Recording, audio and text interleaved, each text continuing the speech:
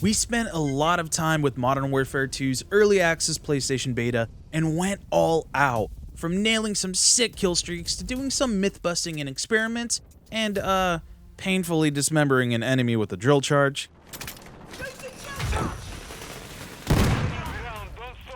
Here's what you need to know to succeed as you hop into Call of Duty Modern Warfare 2. So, right off the bat, movement's got some fun additions this time around. If you are a 2019 Modern Warfare veteran, you will feel right at home with tactical sprint and sliding on corners. Although, the motion blur is a little gnarly at times, your mileage will vary on that. Sprinting or slowly stalking your way through areas will feel very much the same as past Modern Warfare games. However, there are some distinct changes, especially if you want to do your best Mission Impossible impersonation. Dolphin diving and hanging from ledges or shooting over ledges are a thing now. I've messed around with both of them, and dolphin diving is pretty clutch. If you're like me and you didn't know what dolphin diving was at first, it's basically taking a giant leap forward and going from the air straight to prone. Doesn't actually involve real dolphins, so, Now, I use it when rounding corners when you need to hold down a long lane rather than push through, or when you're under fire as an escape mechanism, and it's worked out pretty well for me. The time to kill, or TTK, in the beta is just forgiving enough that you can escape if you react quickly. There's some pretty cool utility with dolphin diving, like diving out of windows and potentially leaping over some of the low rubble in terrain. If you're really feeling like a daredevil, you could take a giant leap off a roof by dolphin diving. There are drawbacks. For example, it does take a second before you can ready your weapon and start firing again. Hanging from ledges is kind of odd in that it seems like you're doing your best impersonation of a Dark Souls 3 minion. You can't shoot your weapons unless you have a pistol as a secondary, and even then, the angle feels like a little odd. However, it is a pretty neat way to clamber out of sight and potentially do some parkour up a building like a shortcut of sorts. It's balanced by the fact that you have to get off the ledge to reload.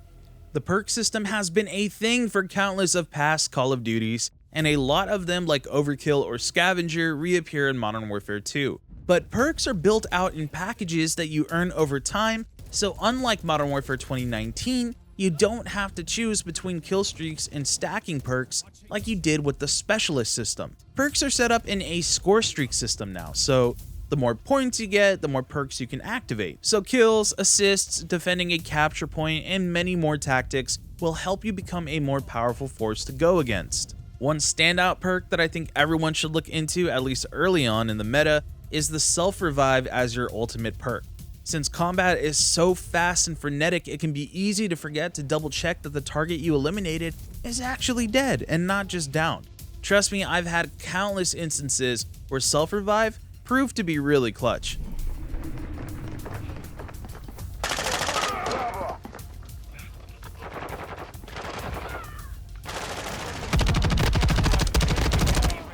There's also other advantages to using self-revive. For one, you can potentially crawl to safety if you're downed at a distance. Teammates can revive you instead, and if they choose to do so, you can be revived even faster. Still need to test this, but if a teammate revives you, I want to say there's still a chance that you can use your self-revive again if you become downed in the same life.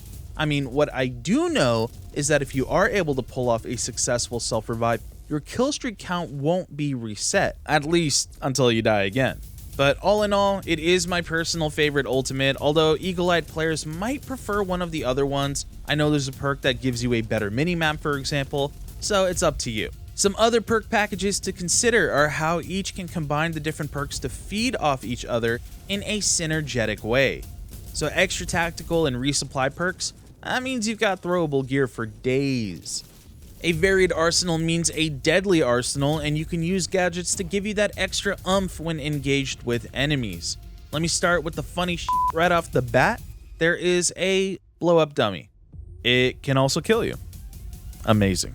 Seriously though, the blow-up decoy dummy is not a joke, and it caught me off guard several times thinking that it was a real dude. Definitely worth trying out and faking out a couple of enemies and getting them to fire, which makes them pop up on your radar too, if you're clever about it. Only thing to consider is that it's one of the few gadgets with an extremely long recharge time. Pro tip, the dummy will always orient towards an approaching enemy to let you know where they are coming from. There are some excellent gadgets to keep an eye out for. The trophy system makes its return and it still stops an airstrike kill streak like in Modern Warfare 2019. Seriously, I got the receipts right here. There's a personal radar that you can toss out like a landmine that will ping enemies in a decent range near your vicinity, and there's even a DDoS. Now the DDoS is my personal favorite because it can do a few things, like it, for one, tracks enemies within a certain range, although I'm not sure if each bar signifies 1 or 2 enemies. But using the DDoS though, it's kind of like a counter UAV, but it includes other gadgets as you can disable the tech your opponent is probably using against you. An added bonus, it fudges up their radar too.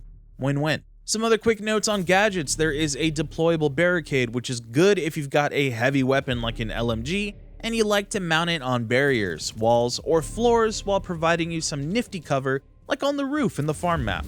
It can also protect you from a mine going off if you happen to time it right. Loadout crates are a thing. If you played Battlefield 2042, the Specialist Angel brings down a loadout crate for you and your team as well. Same thing here, except, in the beta, we've been playing mainly 6v6 modes and maps, and the loadout crate is honestly useless. Considering that you can just swap your loadout on respawn, like what's the point? You need ammo? Alright, we'll use the scavenger perk, or even an ammunition box gadget, or even grabbing a weapon from your dead enemy's body. These are all better alternatives in my opinion. Now this will probably be more useful on battle maps when you need to get a launcher out to stop kill streaks, but if you are in a pinch, you can always use it as cover. An interesting Rainbow Six Siege style gadget is the camera, which is good for watching your back or domination points, but it has a few drawbacks. For example, spotting enemies doesn't seem to give you any score streak points. Like, even a little. Although I can see some use for the cameras in the hostage mode, I really don't see much advantage in something like Team Deathmatch or Domination. Modes that, the vast majority of COD fans will be playing. The camera does give an audible ping when an enemy passes it, so it is good for watching your back or letting you know when an enemy team is approaching, say a domination point or hostage. Now, that's all good for gadgets, but check out some of these nades, man. You've got your classics like Semtex, Frag, Smokes. It's like getting a pepperoni pizza, you just can't go wrong with them. But may I introduce you to the motherfucking drill charge. The first time I encountered the drill charge was on the wrong end. I was minding my own business on the second floor and then blew up, and only from the kill cam did I see how the drill charge worked, and God, it is fun.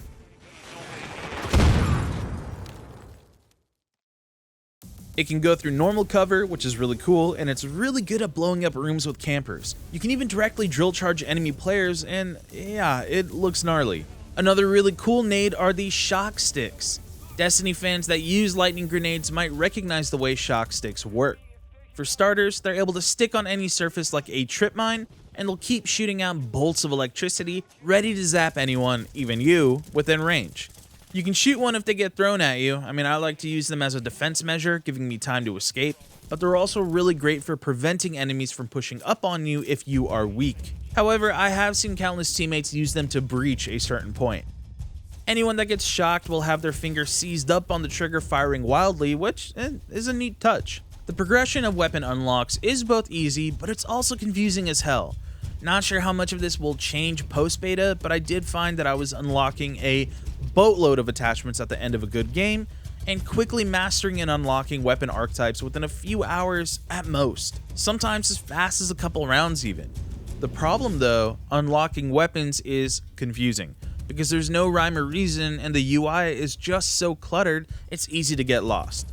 So here's a quick explainer. There are new weapon parts known as receivers, which are the base of a certain archetype like an LMG, SMG, and so on. Certain attachments that you unlock are universal and can be carried over to other receivers. This helps take out the annoyance of having to grind to unlock the same red dot sight or barrel over and over again. The problem?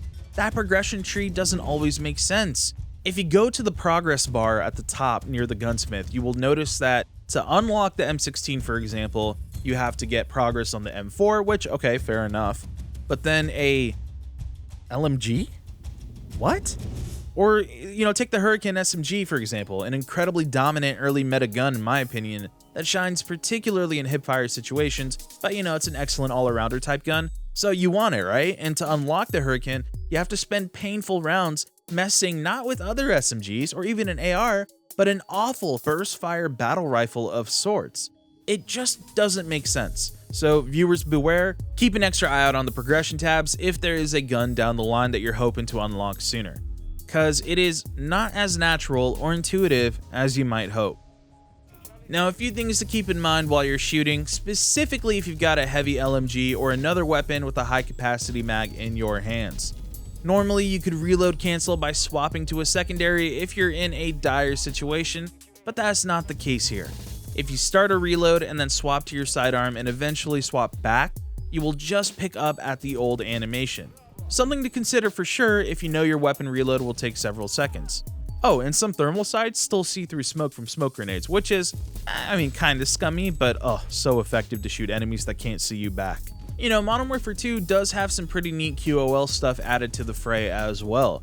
You've got some wicked cool execution animations if you sneak up on an enemy, but the animations actually change depending on if your enemy is self-reviving or not.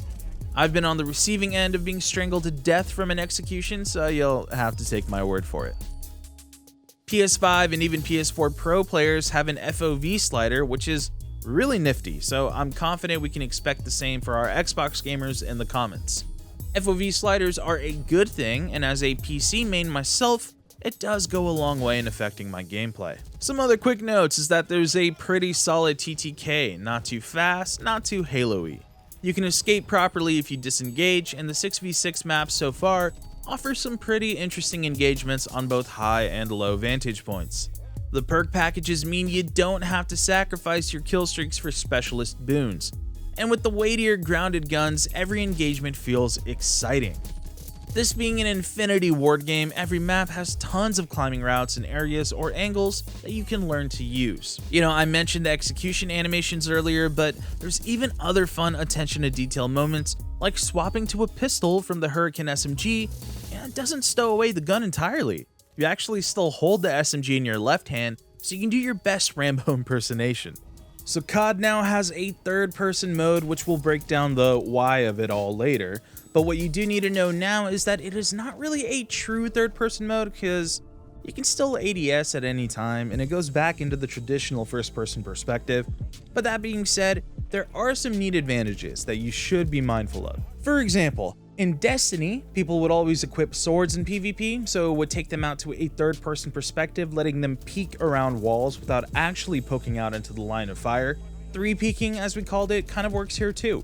You can scout out some danger zones without actually being in danger, unless, you know, someone drill charges you, but still, beyond that, a lot of the combat kind of feels the same, besides the odd perspective shift from third to first person whenever you aim. If you were wondering how to shoulder swap, on my default controls it was simply clicking down the sticks.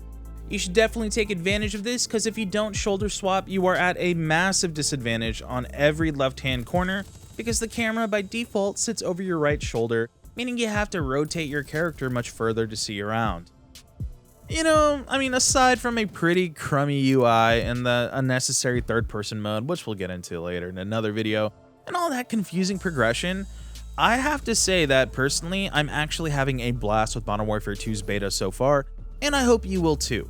Stay tuned to GameSpot as Aaron Sampson, Jake Decker, and myself are going to be diving into Modern Warfare hard. We've got some excellent videos cooking up for you all, including a proper in-depth post-mortem on all the good, the bad, and the ugly from that open beta. If you see me in the lobby on PS5, Xbox, or PC, say what's up. Until next time.